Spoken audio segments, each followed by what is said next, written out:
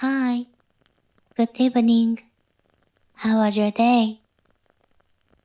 Whether you are very busy today or just felt a little overwhelmed, this is your time to rest. Tonight's story is about a little hedgehog who's a bit timid, but finds the courage to go buy a special cake for a very special day. Whether you are a child or an adult, I hope this gentle tale brings a bit of lightness to your heart and helps you drift softly into sleep. Maron the Hedgehog and the Anniversary Cake. Rina's cake shop sits at the very end of the little forest path. It has a soft orange roof and white windows with lace curtains that gently flutter in the breeze. The name of the shop is Rina's Double Light Cake Shop. Every morning, before the sun has even begun to rise, Rina starts baking all on her own. Inside a warm oven, fluffy cheesecakes begin to rise. Then come the cream cakes topped with sweet fruits of the season. The kind, sweet smell of the cakes drifts through the quiet forest all the way towards the town. Even though the shop is hidden deep in the woods, every day people from town come smiling just to taste a little piece of joy. One morning, tiny footsteps echoed softly along the forest path. Step, step. A little hedgehog was walking, his paws pressing gently on the fallen leaves. His name was Maron. Today, he had come on a very special little trip. But when he reached the front of the shop, Maron stopped. He held his little front paws close to his chest and tried his best not to curl into a ball.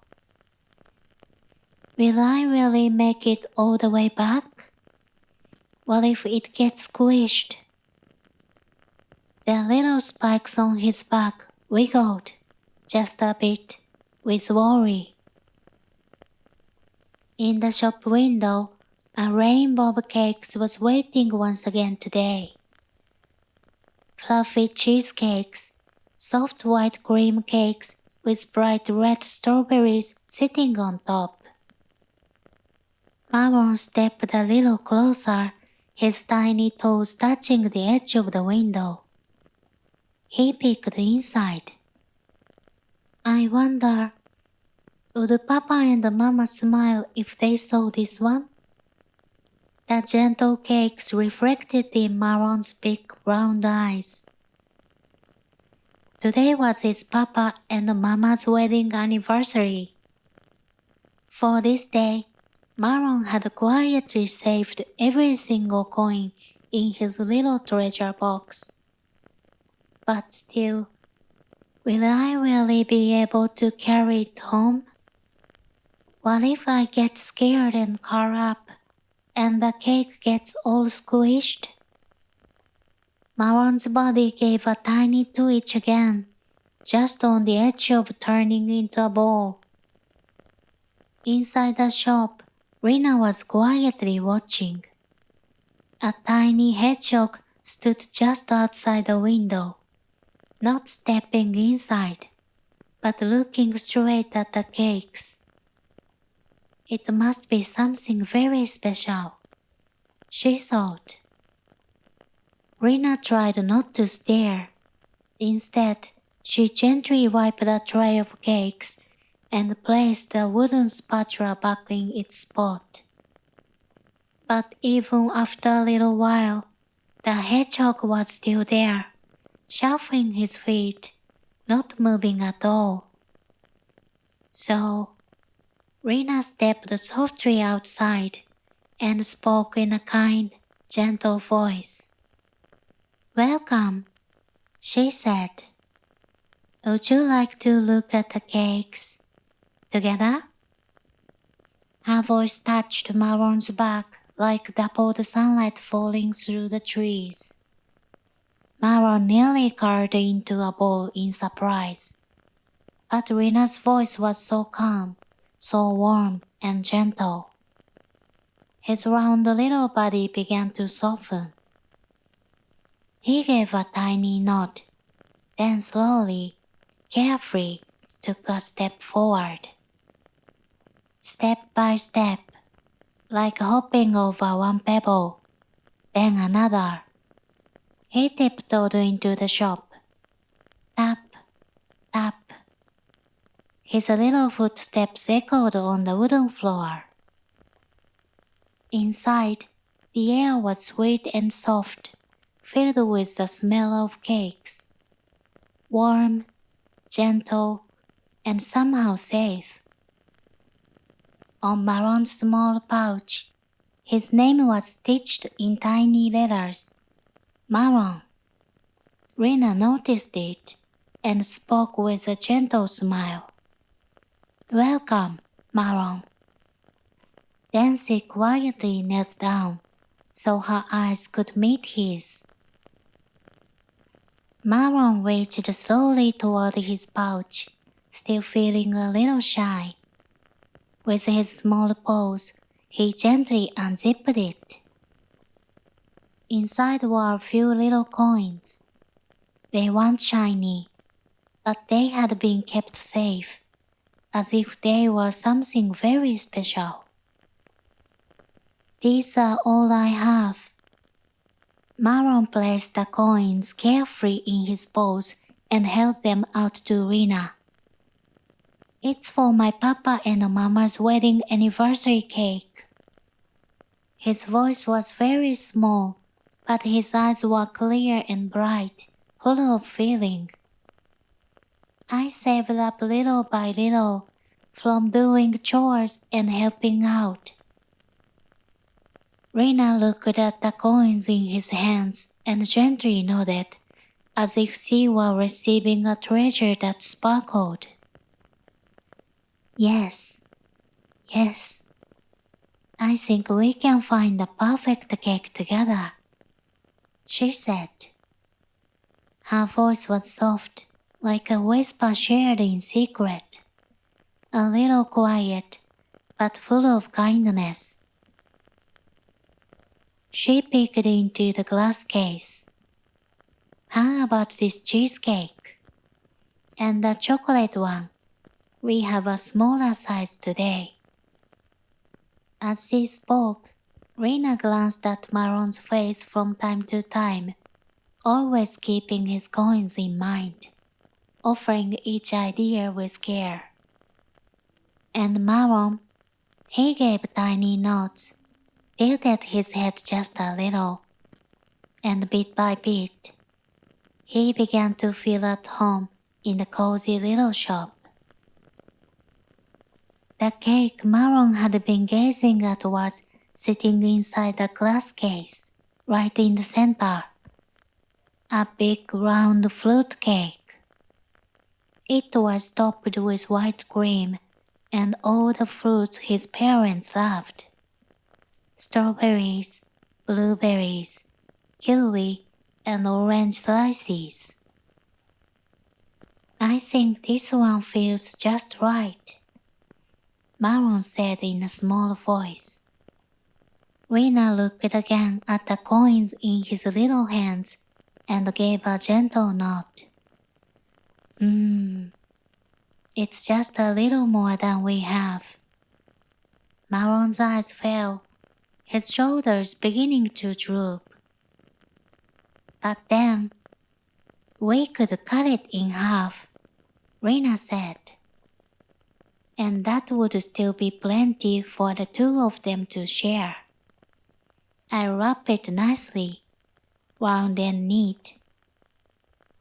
Maron's eyes popped open. Really? Really? They looked at each other and smiled, a tiny, happy smile. Just as Rena was about to wrap the cake, Maron spoke, very softly.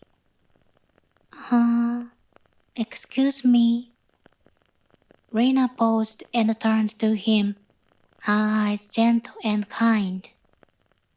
When I get scared, Maron said, gripping the strap of his pouch, I curl up into a ball. He looked down a little, his voice small but clear. I'm afraid that if that happens, the cake might get squished. His words were quiet, but they reached Rena's heart like a soft tap on the door. I really want to take care of it, he added, but I'm scared I won't do it right. Rena looked into Maron's eyes and gave him a warm, gentle smile. It's all right, Rena said. I wrap it up just right, so even if you curl up, the cake will be safe. She went to the back of the shop and returned with some fluffy cotton and a soft pale cloth. She lined the little cake box with the cotton, then gently placed the cake inside, resting it on a paper base. And then, just like swaddling a baby, she wrapped the box carefully, softly, with the cloth. There, she said. Now even if you tumble just a little, everything will be just fine. This cake can make it home safe and sound. Maron stared at the box in silence, then whispered, It kind of looks like the cake curled up too. Rena gave a gentle chuckle and nodded warmly. She placed the wrapped box into a soft pale pink bag and closed the handles nice and tight. All ready, she said. I think this little cake is happiest being carried gently by someone who really cares. Maron held the cake back carefully, gently, with both little paws. He walked alone down the path that led into the forest. Step by tiny step, his footprints marked the soft earth. The pack was light, but in Maron's arms it felt warm and a little bit heavy in a good kind of way. Sunlight peeked through the trees above, casting round the bold spots of light on Maron's back as he walked. Behind him, Rena stood at the front of her shop, quietly waving. And as Maron's small shape slowly melted into the forest green, Rena kept watching, with a gentle smile. Step by little step, Maron made his way down the forest path. Then, suddenly, wah! The ground gave a little bump, and with a pop. Hey, Maron! Out came Luke the Mole. Wearing his round glasses, Luke was great at poking his head out of the dirt. But today, he popped up just a little too fast. Eek! Maron squeaked and curled into a perfect ball. He rolled once, twice, and the bug slipped gently from his paws, landing softly on a bed of leaves. Oh no, I didn't mean to scare you, Luke cried, rushing over. He peeked into the bag, and there it was, the cake, still perfectly round and safe. Maron slowly uncurled and peeked in too. Oh, thank goodness, He let out a big, quiet sigh and hugged the bag tight against his chest. "I'm really sorry, Maron," said Luke, bowing his head. Maron gave a small laugh. "It's okay. The cake is still safe." When Luke saw Maron smile, he looked a little shy, then said, "Shall I walk with you to your house?" Maron nodded happily, and the two of them started walking side by side down the forest path. After a while, flap! A loud rustle burst from the treetops as a crow flew out. Maron froze, just for a moment. But Luke gently placed a paw on his back and whispered, "It's all right." Soon after, they heard a buzzing sound. Bees close by. Luke carefully guided them through the grass, steering them clear. Maron felt his heart beat fast, but this time he didn't curl up. Step by step, he kept walking. And then, through the trees, he saw it, the round roof of his home. Maron let out a soft breath and gave the bag in his arms a little squeeze. "Thanks for walking with me, Luke." Maron gave a little bow. Luke rubbed his nose, smiling shyly. "Sorry again for the surprise." "It's okay. I'm fine now," Maron said with a gentle smile. Luke patted Maron's back, then slipped back into the forest ground. Maron held the cake bag close and tiptoed to the front door.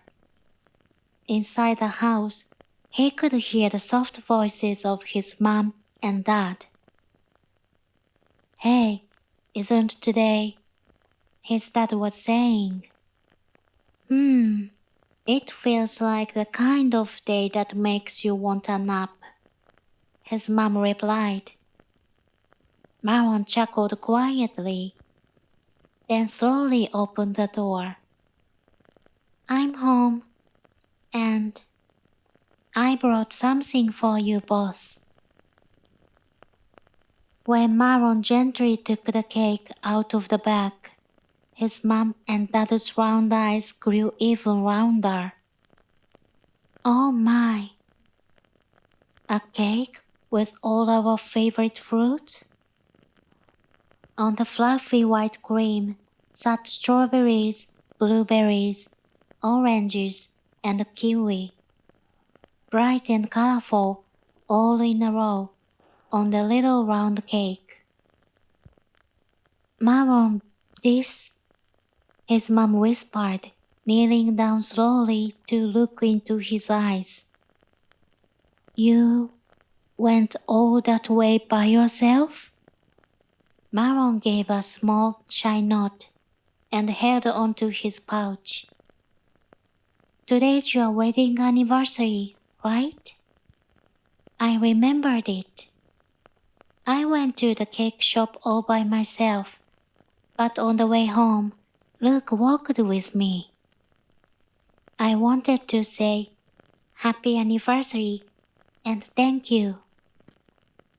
His mom's eyes simmered, soft and full of light. "No, sweetie. It's us who should say thank you." His dad smiled and gently patted Maron's head. That day, with a little round cake in the middle, they shared a warm and happy time, just the three of them. That night, Maron lay curled up in his warm little bed. He thought about the sweet smell of the cake, Rena's gentle voice, and the way his parents had smiled. "I hope I have another day like today," he whispered softly. Then, with a quiet sigh, he tucked himself into a cozy little ball and drifted off into a peaceful, happy dream.